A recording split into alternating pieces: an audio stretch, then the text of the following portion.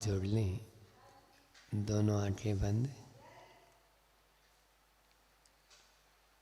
आदिम तीर्थंकर प्रभु आदिनाथ मुनिनाथ, आदि व्याधि अजमड मिटे तुम पद में मम मात।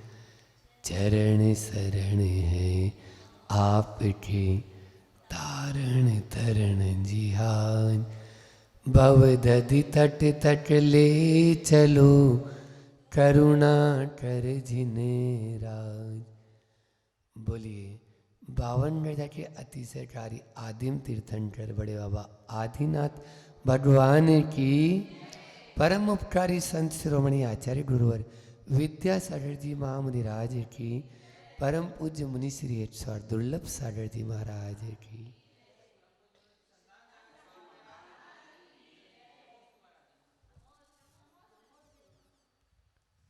भक्ति के दो रूप होते हैं, एक तात्विक रूप और एक व्यवहारिक रूप। वैसे तो सब चीज़ों में दो होते ही हैं, एक निश्चय और व्यवहार। आप लोगों ने सुना होगा, निश्चय से और व्यवहार से। तो भक्ति भी तात्विक रूप से तो तत्व दृष्टि से देखा जाए तो भगवान में और हम में कोई फर्क नहीं है। 2 दिन ऊपर चूलगिरी पर बैठ के अभी ध्यान लगाया तो उसमें एक ही चिंतन आता था कि अपने में अनादिकाल से कर्म का बंध है, आत्मा तो शुद्ध है, आत्मा में अनंत शक्ति है, उसको पहचानने की जरूरत है। हम क्या करते हैं, पहचान नहीं पाते और उसको दबाते चले जाते हैं, तो वह शक्ति उद्घाटित ही नहीं हो पाती। इसलिए जो आप हैं प्रभु वही तो मैं हूं, जो आप हैं वही तो मैं हूं। अपन ऐसा बोलते हैं कि हम सब प्रभु के अंश हैं। एक संस्मरण याद आ रहा है, आचार्य श्री जी का चातुर्मास ईसरी में चल रहा था, 1983 की बात है। 1983 में वहाँ पर आचार्य श्री जी के पास में एक वैद्यराज जी कलकत्ता से आते थे, ब्राह्मण थे, लेकिन वो कलकत्ता के वैद्य जी अच्छे जिज्ञासु प्रवृत्ति के थे। उनके मन में जैन धर्म के प्रति श्रद्धान था और कई प्रश्न उठते थे। जब वो जैन धर्म को थोड़ा थोड़ा पढ़ते थे तो एक दिन आचार्य श्री जी से बोले, आचार्य श्री जी हम सब ब्रह्मा के अंश हैं। उनके यहाँ ब्रह्मा जो है उससे उत्पत्ति मानते हैं, तो बोले हम सब ब्रह्मा के अंश हैं। आचार्य श्री जी ने बोला ब्रह्मा के थोड़ा सा सुधार लो, ब्रह्मा के अंश जैसे अंश नहीं, हम सब ब्रह्मा ही हैं।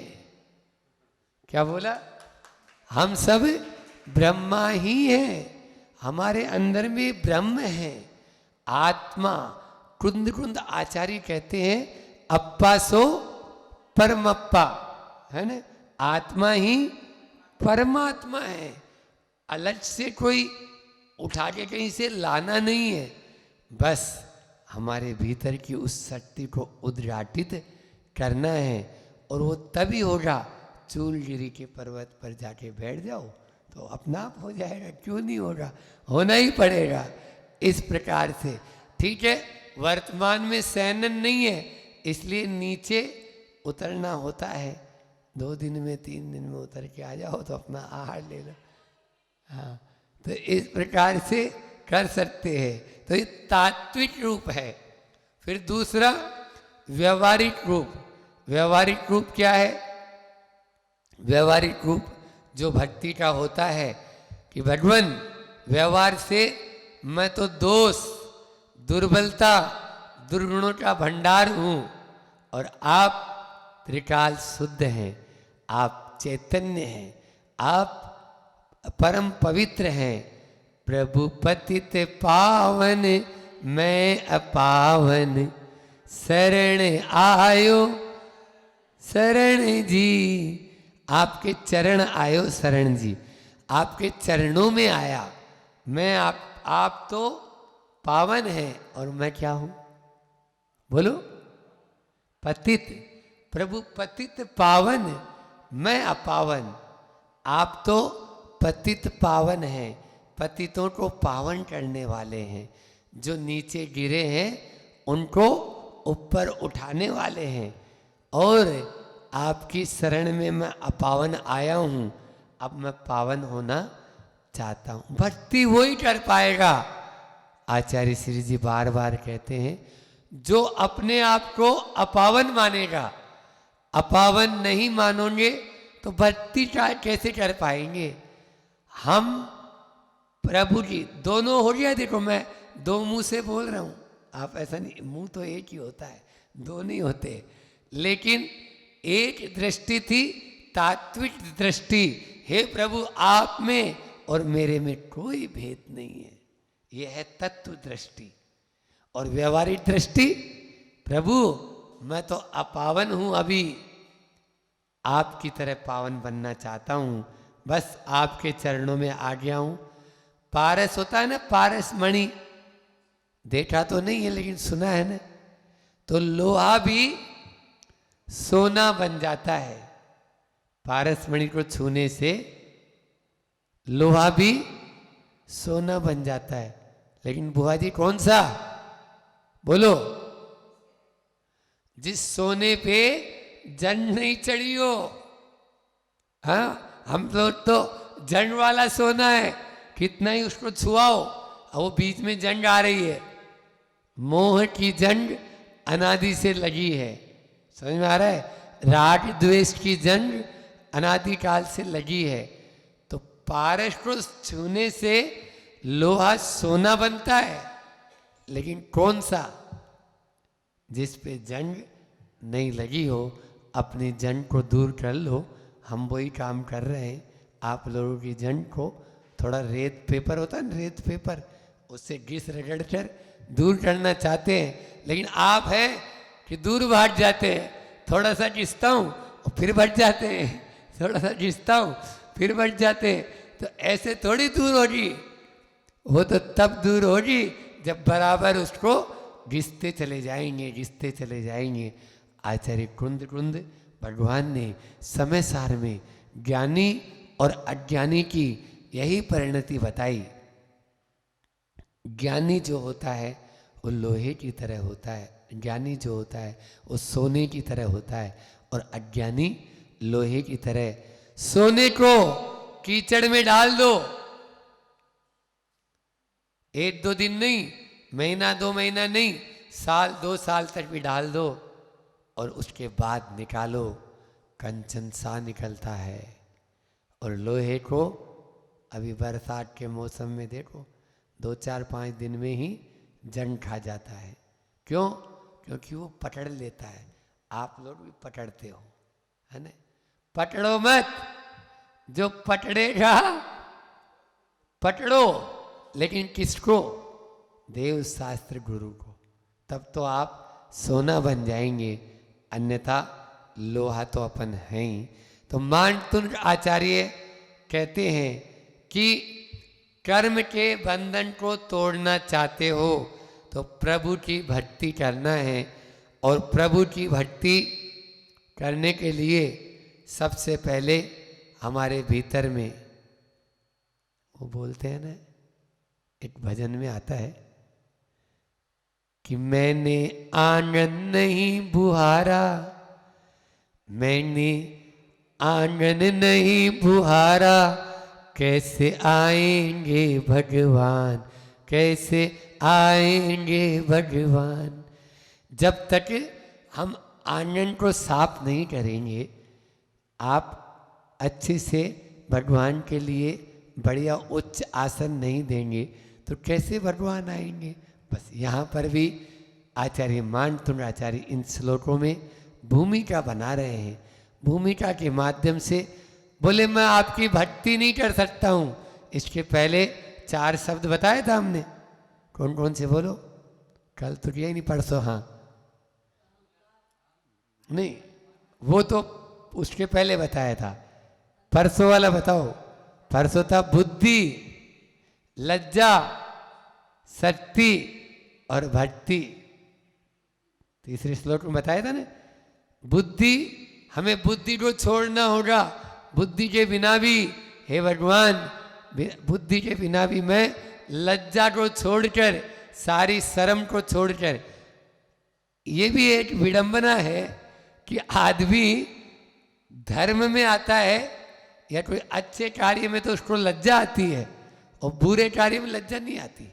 आप देख लो, आप अगर किसी को बोलो, अपने ही पति देव को आप लोग बोले थोड़ा सा अभिषेक कर लो, या बेटे को बोले और धोती पहनने में उसको शर्म आती है, बोलो आती है ना? पूजा करने में, धोती पहनने में, आहार देने में तो शर्म आती है, और डांस करने में, रोड के ऊपर खड़े होकर नाचने में तब कोई शर्म नहीं आती वहां पर। आप देखो ये कैसा काल है या कैसी मानसिकता है, इसको सुधारना जरूरी है। जहां लाज आना चाहिए था वहां तो लज्जा आ नहीं रही, और जहां लज्जा नहीं आनी चाहिए थी वहां लज्जा आ रही है। निश्चित रूप से कहीं ना कहीं हमारे में कमी है, तो लज्जा से दूर, फिर शक्ति हमारे में बहुत है, भक्ति करने की जरूरत है।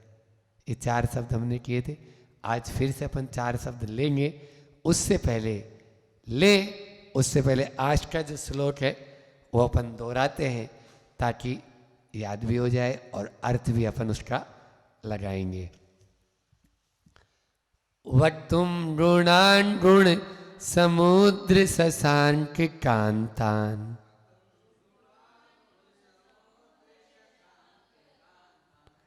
वक्तुम गुणान गुण समुद्र शशांक कांतान। बोलो,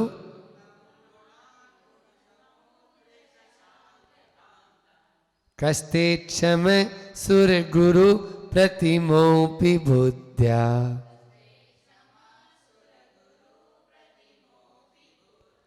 कल्पांत काल पवनो दत्न चक्रम,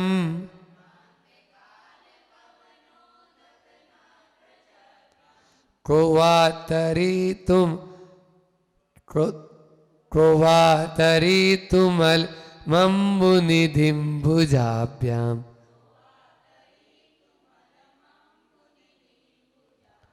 बहुत ही अच्छा श्लोक यहाँ पर दिया है कि आचार्य मानतुंड आचार्य अपनी असमर्थता बता रहे हैं, और इससे पहले अल्पज्ञता कि मैं तो इतना ज्ञानी नहीं हूँ, जैसे इंद्र लोग हैं रोज नई नई भक्ति करके आपकी भक्ति करते हैं, उतनी भक्ति मैं तो नहीं कर सकता हूँ, लेकिन आज असमर्थ होते हुए भी मैं अपने में भक्ति के लिए तैयार हुआ हूँ।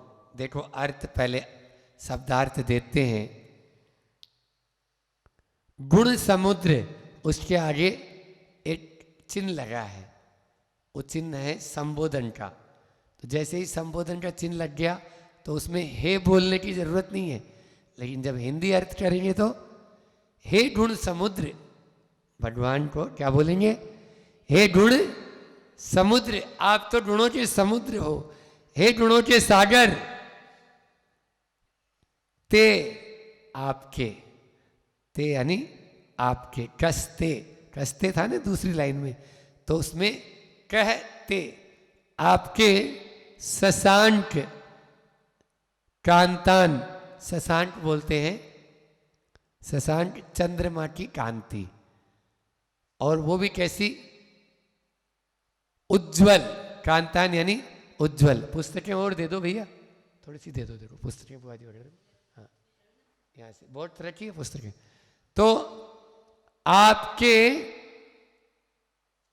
चंद्रमा के समान उज्जवल गुणान, द्वितीय है गुणों को, वक्तुम कहने के लिए, बुद्ध्या बुद्धि के द्वारा, सुरगुरु। सुरगुरु का मतलब होता है सुर यानी, बोलो पीछे बताइए बहन, सुर यानी इंद्र, इंद्रों के गुरु बृहस्पति बोलते हैं उसको। क्या बोलते हैं? इंद्रों के गुरु कौन? बृहस्पति। तो बृहस्पति के प्रतिम है समान, बृहस्पति के समान अपि भी कह कौन क्षमय सक्षम है। क्षमय यानी सक्षम, सक्षम बोलते हैं ना, क्षमय। कल्पांत काल, अब ये एक चरण पूरा हो गया, एक चरण पूरा हो गया।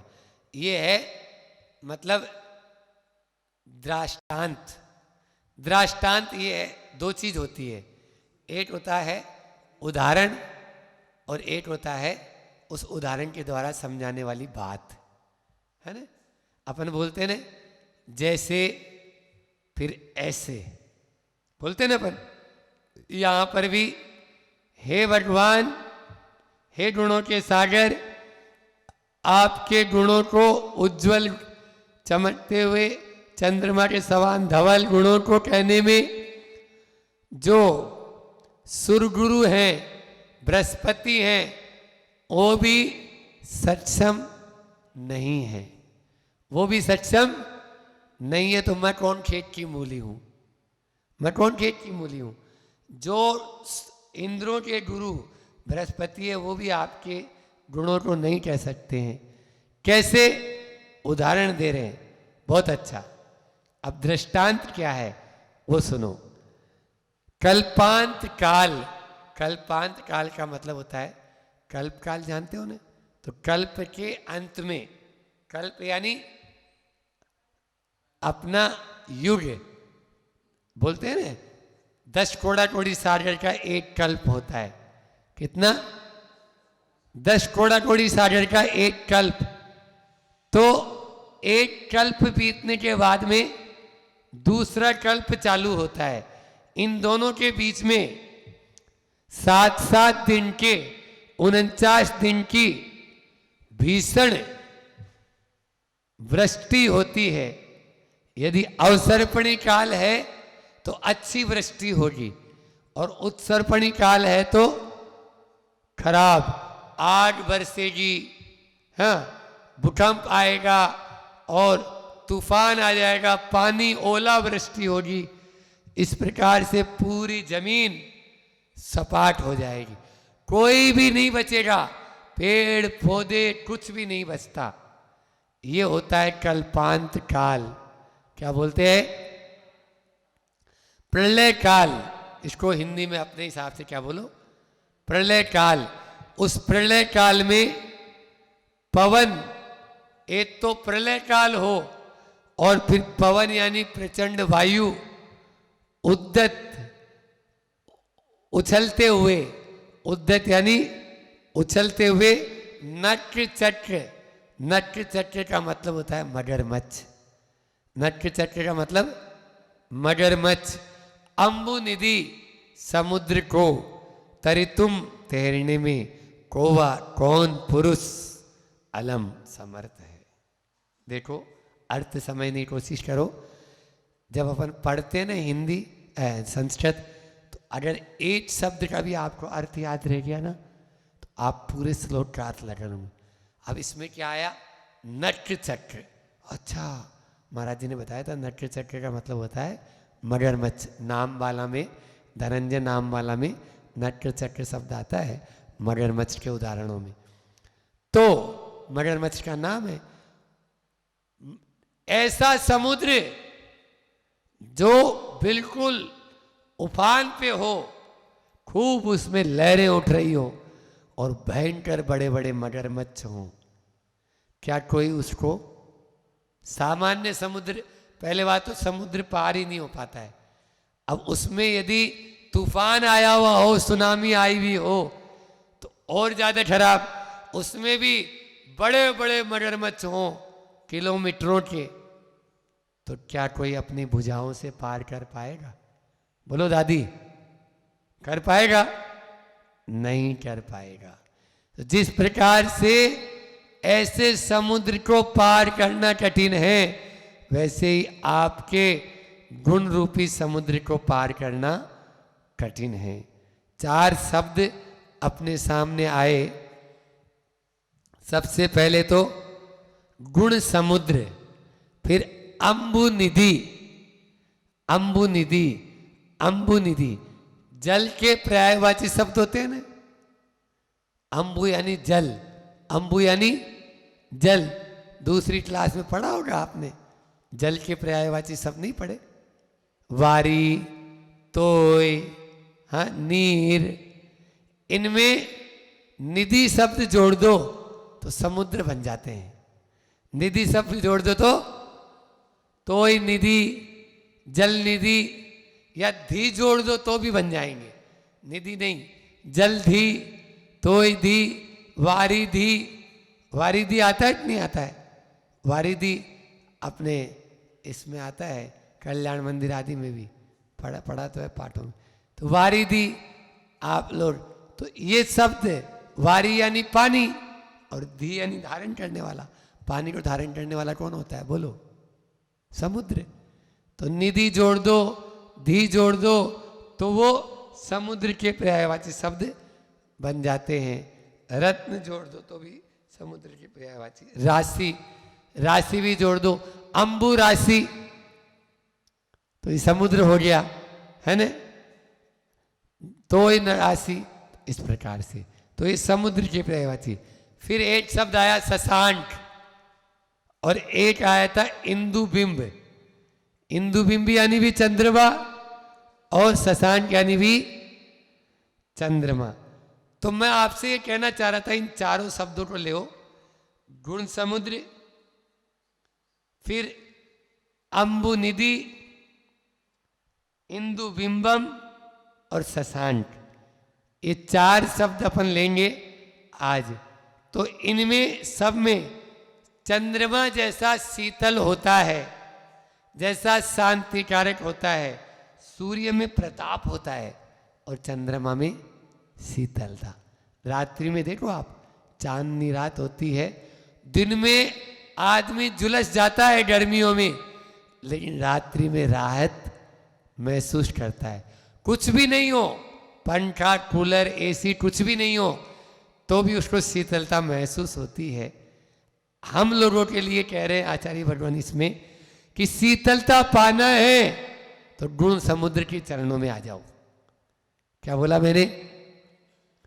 आपको चंद्रमा जैसी शीतलता प्राप्त करनी है तो भगवान के चरणों में आ जाओ, शांति और शीतलता मिल जाएगी। अब उसको पाने के लिए एक शब्द आया, क्या आया? अम्बु निधि। अम्बु निधि, अम्बु निधि मतलब समुद्र। अभी बोला मैंने सागर, तो आपको सागर बनना पड़ेगा। हमारे नाम के आगे सागर लगा रखा है। यदि आपको भगवान बनना है या भगवान की जैसी शीतलता पानी है, ठंडक पाना है, तो सागर बनना पड़ेगा। सागर का मतलब क्या होता है बताए? सागर गहरा होता है, सागर विशाल होता है, सागर बड़ा होता है, खूब बड़ा जो होए, जिसका दिल बड़ा हो, जिसका दिल विशाल हो और जो गहराई जिसमें हो, वो होते हैं सागर। वो होता है सागर।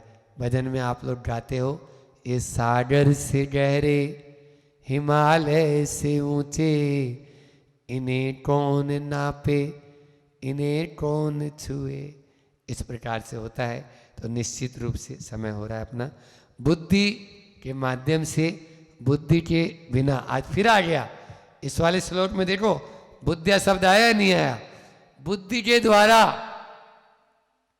भक्ति कर रहा है कौन? जिसके पास में सुर गुरु, देवों के गुरु, वो भी बुद्धि के द्वारा आपके गुणों को गाने में, बोलने में समर्थ नहीं है। सारे बोलते हैं, सारे समुद्र को शाही बना दें और सारे वृक्षों की कलम बना दें तो भी भगवान आपके गुणों को गाया नहीं जा सकता, लिखा नहीं जा सकता। इसी प्रकार से सारे देखो भगवान के गुण अनंत हैं और हमारे पास शब्द संख्यात हैं। क्या बोला मैंने?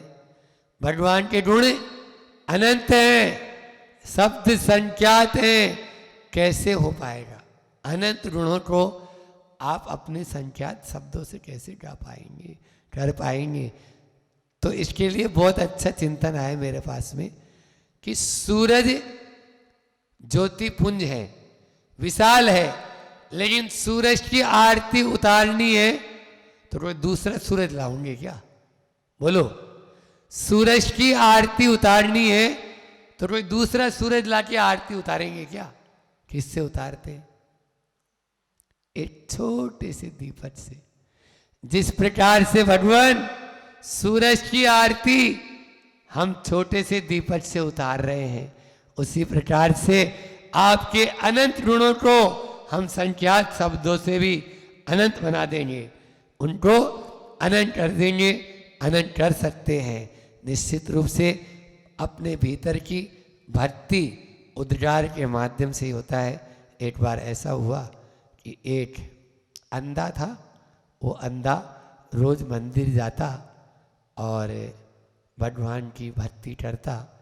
एक दिन एक पैसे वाला व्यक्ति, अच्छा अमीर व्यक्ति था, अकड़ थी पैसे की, अमीर क्या था, थोड़ी बू तो आ ही जाती है, तो अकड़ थी, वो भी मंदिर में गया। देखा अंधा भगवान के सामने भावों से भरकर भक्ति कर रहा है और ये अपने थाल के थाल चढ़ा रहा है, लेकिन अंधे के पास तो कुछ नहीं, गरीब था, अपनी एक मुट्ठी चावल चढ़ा दी उसने। इधर उस सेठ ने उस अंधे से कहा, क्यों बे, तुम्हें दिखता है जो तुम इतना भगवान के चरणों में रोज आते हो, तुम्हें दिखता तो है नहीं, फिर क्यों आते हो तुम भगवान के चरणों में? क्या भगवान को तुमने देखा? उसने जो जवाब दिया वो लाजवाब था कि सुनो, मुझे नहीं दिखता है ये ठीक है, और मुझे दिखने से भी क्या प्रयोजन? भगवान को तो दिखता है, भगवान तो देख रहे हैं, वो तो सबको देखते हैं, भगवान मुझे देख रहे हैं, मेरा बेड़ा पार हो जाएगा। हमें नहीं दिखता है, इसका क्या गम है, लेकिन भगवान मुझे देख रहे हैं, ये क्या कम है? ये क्या कम है? भगवान मुझे देख लेंगे, उसी में बेड़ा पार हो जाएगा। भक्ति के माध्यम से ही हमारा बेड़ा पार हो सकता है। भक्ति दो रूप में होती है, एक समर्पण के माध्यम से और एक प्रेम के माध्यम से। याद रखना। क्या बोला बुआ जी? बोलो। प्रेम और समर्पण, इसके बिना भक्ति होगी? नहीं होगी। आप लोग दौड़े दौड़े चले आते हो बड़वानी से, हाँ, कैसे चले आते हो? क्योंकि प्रेम आपके अंदर में उमड़ पड़ता है और समर्पण की भावना आपके अंदर में है। तो मैं कहना चाहूंगा कि प्रेम और समर्पण हुए बिना भक्ति नहीं होती है। आप लोगों ने दोनों का उदाहरण बहुत अच्छा दिया। प्रमाण सागर जी ने मुझसे सुना था डाल्टनगंज में। तो प्रेम कैसा होना चाहिए? भक्ति प्रेम रूपा, ये शास्त्रों में कहा। समर्पण और प्रेम दो प्रकार से होता है। एक तो आप लोगों ने बिल्ली को देखा, बिल्ली बिल्ली बिल्ली देखी और बंदरिया भी देखी, दोनों के बच्चे भी देखे होंगे। एक बंदरिया का बच्चा होता है जो अपनी माँ से बिल्कुल चिपक के पकड़े रहता है, और एक बिल्ली का बच्चा होता है वो चिपक के नहीं रहता, लेकिन ऐसा कहा जाता है कि बिल्ली जहाँ जन्म देती है बच्चों को वहाँ नहीं रखती, वहाँ से उठाकर ट्रांसफर कर देती है दूसरी जगह। तो अब वो तो चलेगा नहीं बच्चा, तो वो अपने जिन दांतों से चूहे को पकड़ती है ना, सुन रहे हो नहीं सुन रहे हो? भावनाओं का कमाल। जिन दांतों से चूहे को पकड़ती है उसी मुंह से बच्चों को भी पकड़ती है, लेकिन एक दांत नहीं चुभता। उस मुठ से उठाती है और दूसरे स्थान पे रखती है। ऐसा सुना है, देखा भी है किसी घर में, तो वो ट्रांसफर कर देती है। तो वहां पर तो एक समर्पण है बिल्ली के बच्चे जैसा और एक समर्पण है बंदरिया जैसा। बंदरिया बिल्कुल चिपका रहता है, बस तुम जहाँ जाओगे वहां मैं चलूंगी। वो बच्चा क्या कहता है, तुम जहाँ जाएगी मैं तेरे साथ रहूंगा, एक पल भी दूर नहीं होऊंगा। और वो जो है समर्पण बिल्ली का बच्चा, जहां रख दोगे नाथ वहीं मैं रहूंगा। तो जहां आप मुझे रख दोगे वहीं पर मैं रहूंगा। वो अपना समर्पण, ऐसा नहीं किंतु परंतु उसमें लगा रहा है या इधर उधर भाग रहा है। तो बिल्ली के बच्चे जैसा और बंदरिया जैसा समर्पण हमारा होगा, तब ही हम प्रभु की भक्ति कर पाएंगे, अन्यथा भक्ति नहीं कर पाएंगे। ऐसा समर्पण हमारे भीतर भी आए तभी हम भक्ति करेंगे। इतना ही रखते हैं। तो आज के श्लोक का दोनों अर्थ मैंने बताए, एक शाब्दिक अर्थ भी और एक आध्यात्मिक अर्थ भी। आध्यात्मिक अर्थ ये है कि हम भगवान जैसे गुणों को प्राप्त करना चाहते हैं तो अम्बु निधि अपने गुणों के सागर, हमें सागर बनना पड़ेगा। और सागर बिना रत्नत्रय धारण किए बिना नहीं बन पाओगे। इसलिए रत्नत्रय को धारण करेंगे तो हम अपनी आत्मा को सागर अवश्य बना लेंगे। और सागर बना लेंगे तो प्रभु के गुणों को भी हम प्राप्त कर लेंगे। और दूसरा शाब्दिक अर्थ था कि भगवान मेरे में कहाँ शक्ति है, आपके जैसे बाहुओं से उछलते हुए समुद्र को पार करना कठिन है, वैसे ही मैं आपकी भक्ति करने में असमर्थ हूँ। लेकिन फिर भी मैं भक्ति करना छोड़ूंगा नहीं। मैं जो मेरे टूटे फूटे शब्द हैं उन्हीं से ही आपकी भक्ति करूँगा। ऐसा आचार्य मानतुन कह रहे हैं। बोलिए अहिंसा परमो धर्म की। आचार्य गुरुवर विद्यासागर जी महामुनि राज की।